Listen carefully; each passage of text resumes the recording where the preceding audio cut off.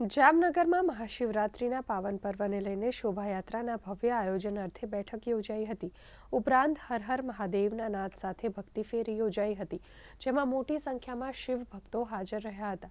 જેમાં સ્વામિનારાયણ સંપ્રદાયના મહંત ચત્રભુજ દાસજી મહારાજ, ધારાસભ્ય દિવેશભાઈ અકબરી, રાજુભાઈ વ્યાસ સહિતના આગેવાનો ઉપસ્થિત રહ્યા હતા। આ પ્રસંગે 6 ફૂટની નંદી ધારણ કરેલી ચાંદીની છડી ખુલ્લી મૂકવામાં આવી હતી।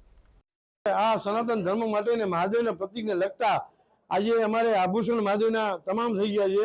એમાં દાતાઓ છે, ઘણા બધા સાંસદ છે, પૂનમબેન છે, તેમજ વિક્રમભાઈ માડમે ચાંદીની પાલખી, સાંસદ પૂનમબેને છત્ર, અકુભાઈ ચાંદીનું ડમરું, ત્રિશુલ, જીતુભાઈ 50 ગ્રામ સોનું આપણે પાઘડીમાં પૂછું।